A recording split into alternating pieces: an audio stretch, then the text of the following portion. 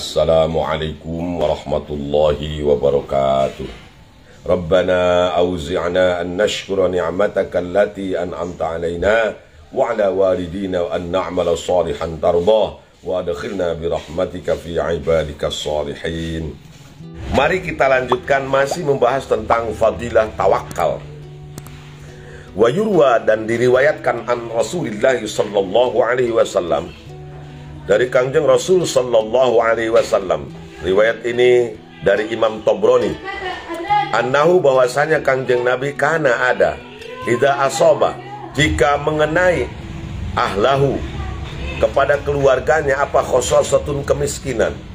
Qala, maka beliau bersabda, beliau memerintahkan kumu ilas sholat, laksanakanlah sholat, jalankanlah sholat, dirikanlah sholat.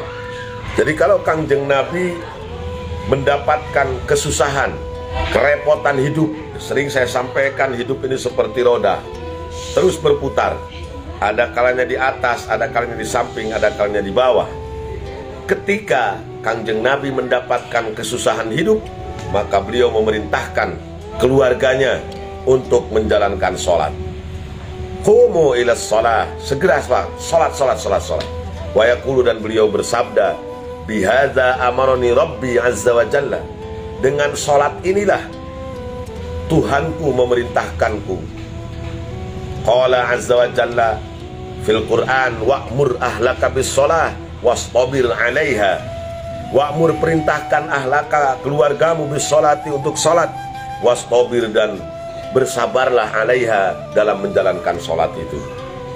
Jadi jika kita mendapatkan kesusahan, jika kita tidak punya duit, jika kita ada masalah, maka isti'anah kita kepada Allah adalah bis-sabri was-shalah.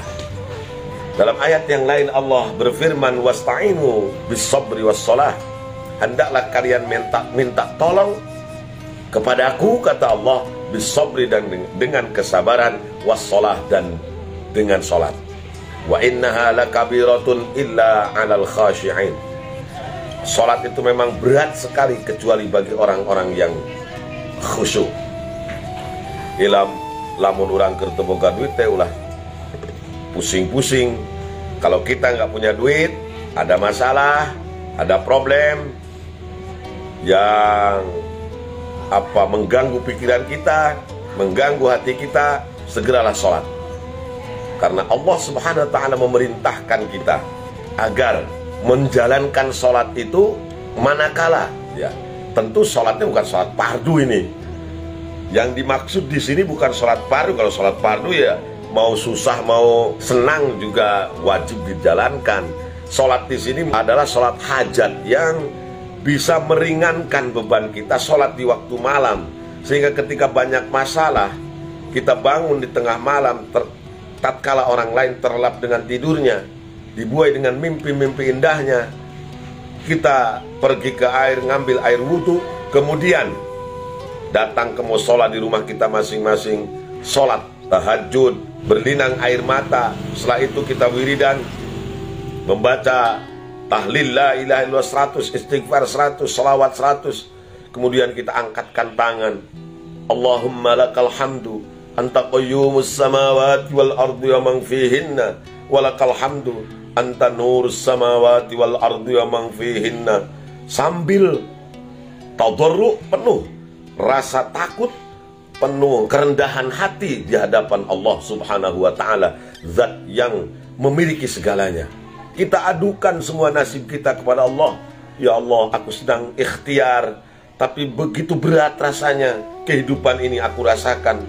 Permudahkan urusanku ya Allah, segera lunasi hutang-hutangku ya Allah, kemudian lancarkan semua bisnisku ya Allah. Jadi kata Allah, kamu punya hutang kok ngasih tahu aku, emangnya aku nggak tahu apa? Tapi senang sekali Allah kalau mendengar ada hambanya yang bangun di tengah malam, mencucurkan air mata meminta ampun kepadanya, kemudian memelas-melas, meminta-minta agar kehidupannya diringankan oleh Allah. Senang sekali itu. Dan pintu langit sangat terbuka ketika kita berdoa, terutama di sepertiga malam terakhir. Jadi kalau kita banyak masalah, takhrij dari hadis ini sudah nggak usah bingung. Sholat, terutama sholat malam, adukan semua nasib kita kepada Allah. Wa qala sallallahu alaihi wasallam lam yatawakkal man istarqa waqtawa. Ini perlu pengkajian, pembahasan hadis yang diriwayatkan oleh Imam Tirmizi.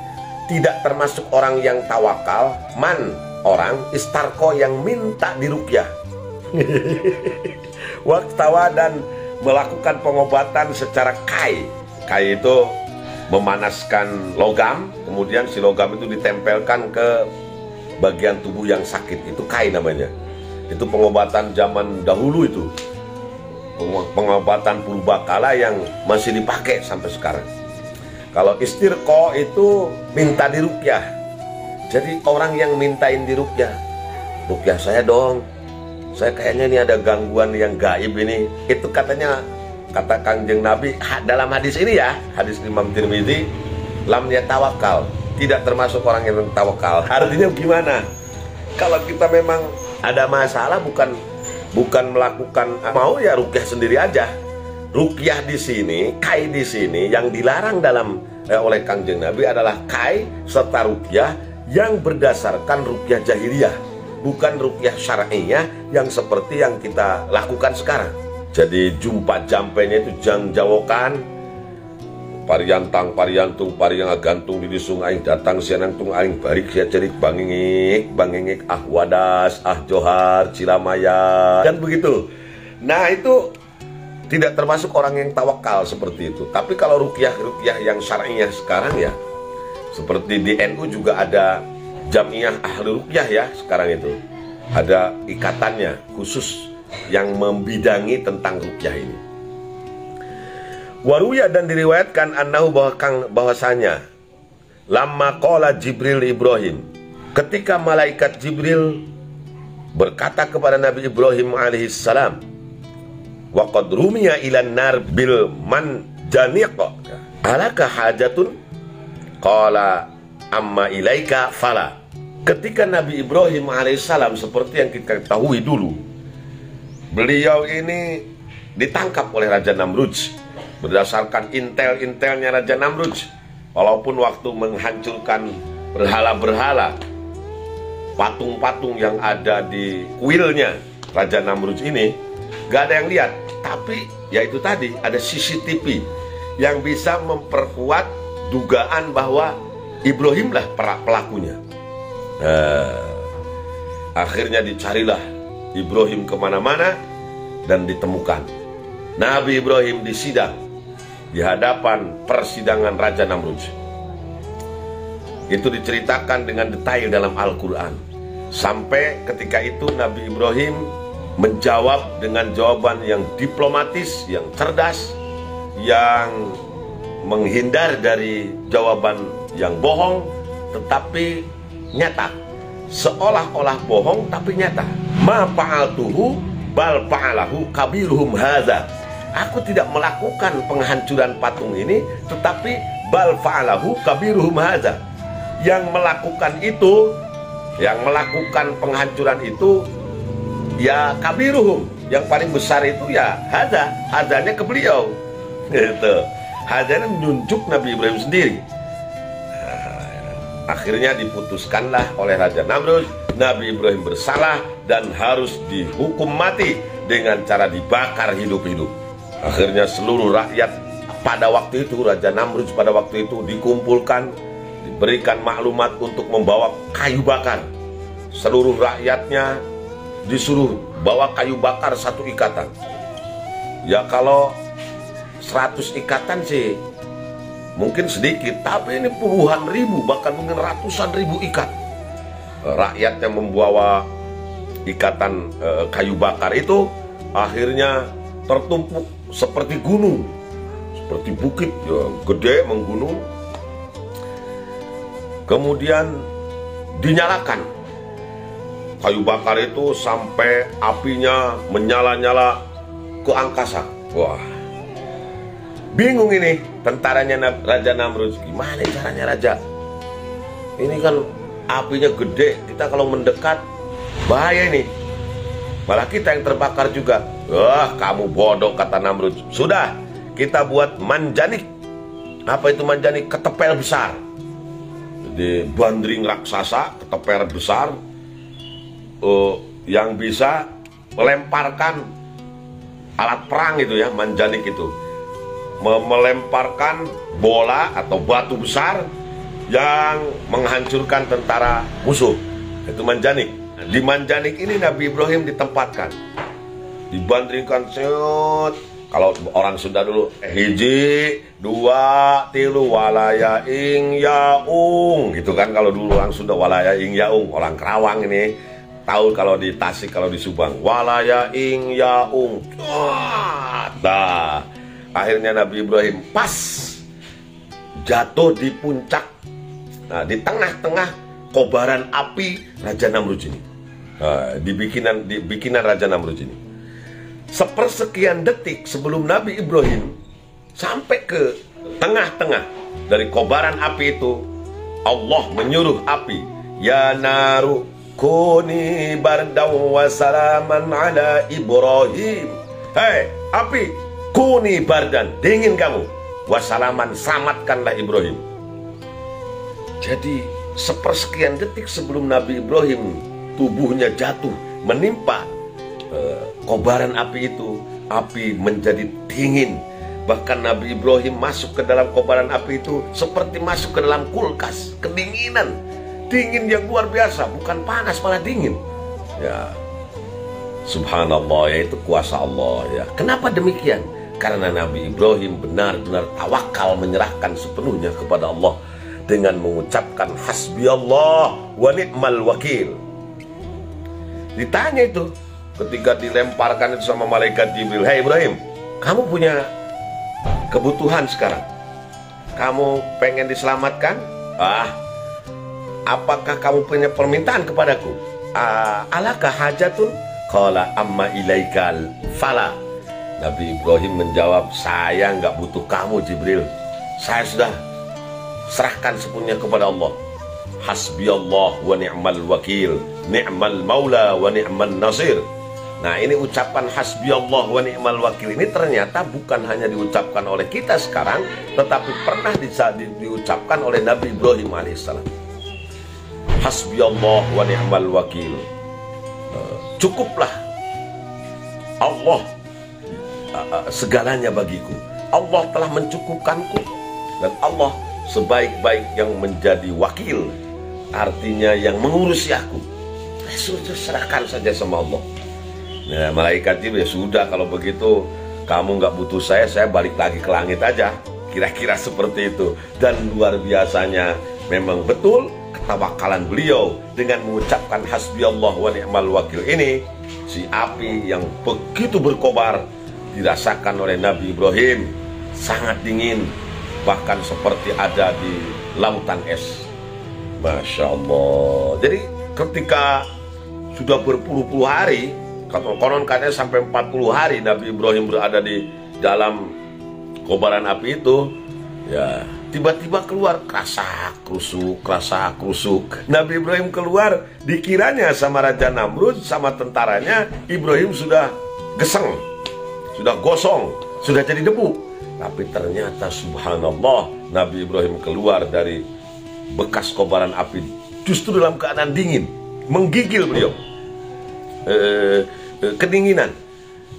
Orang-orang kaget, loh, kok Ibrahim keluar dari kobaran api malah kedinginan seperti itu? Ya kalau yang beriman ya langsung percaya itu adalah mukjizat yang diberikan Allah kepada Nabi Ibrahim alaihissalam. Kalau yang tidak beriman, wah, sihir ini.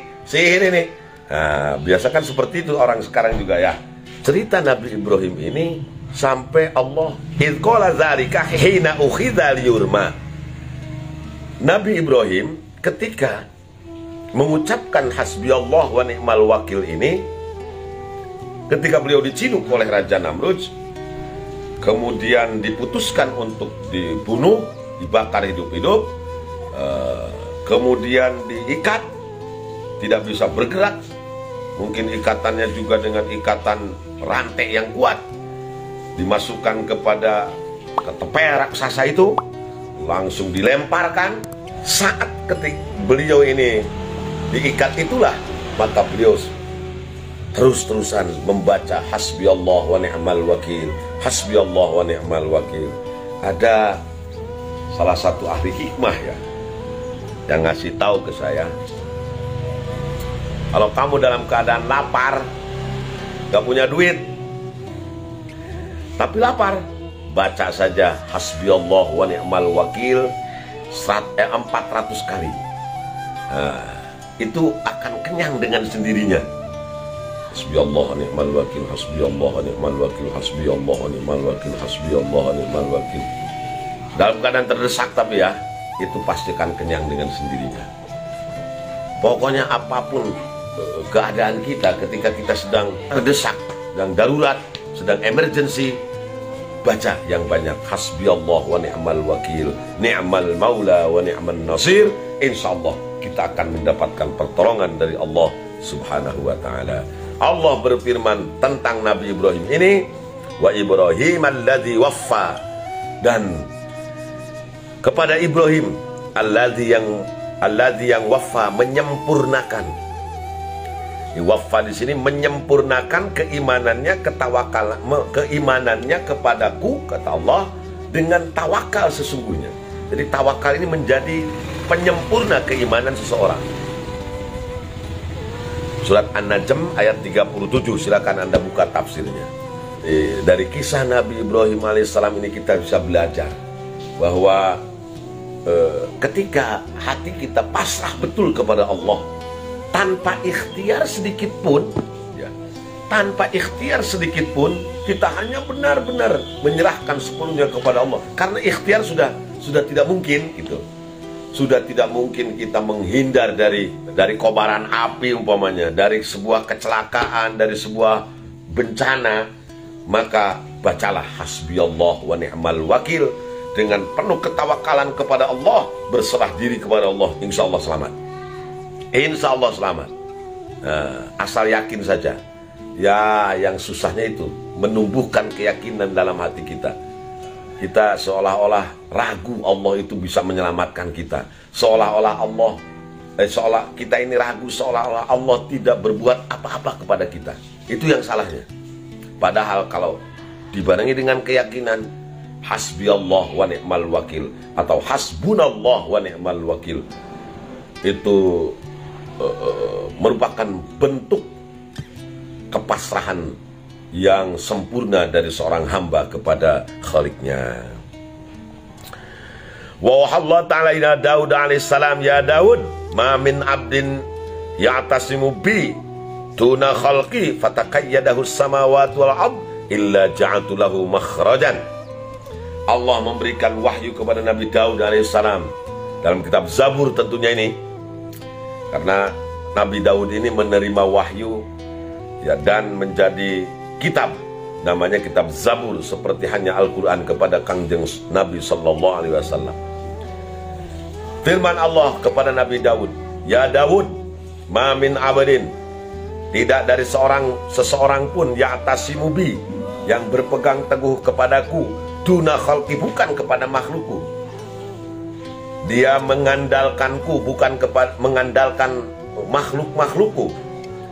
Tidak mengandalkan pejabat, tidak mengandalkan saudara, tidak mengandalkan teman. Pokoknya dia mengandalkan kepadaku. Ya tasimu bi. I'tisam itu ya berpegang teguh yang erat. Wa tasimu bihablillah jami'an wa la tafarraqu. Itu dari i'tasama, ya'tasimu i'tisam. Bahwa mu'tasim wa dzaka mu'tasam i'tasim. I'tasim, i'tasima, i'tasimu.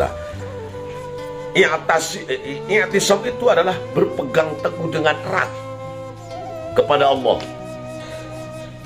berlindung kepada Allah, bergantung hanya kepada Allah, tidak kepada makhluk. Fatakayyadahu samawati wal ard, walaupun diganggu oleh makhluk langit dan makhluk bumi. Sudah, kamu ngapain seperti itu? Sudah ikut saja kita, sudah ikut saja. Wah, pokoknya ada gangguan dari mana-mana. Tapi dia tetap i'tisam kepada Allah. Dia tetap menjadikan Allah sebagai tempat pegangannya, illa ja'altu lahu makhrajan, kecuali kalau ada orang seperti itu, tidak aku bertindak kecuali aku jadikan baginya makhrajan, jalan keluar, solusi. Jadi kalau kita ingin mendapatkan solusi, jalan keluar dari semua permasalahan kehidupan, berpegang teguhlah kepada Allah Subhanahu wa ta'ala. Jangan kepada makhluk.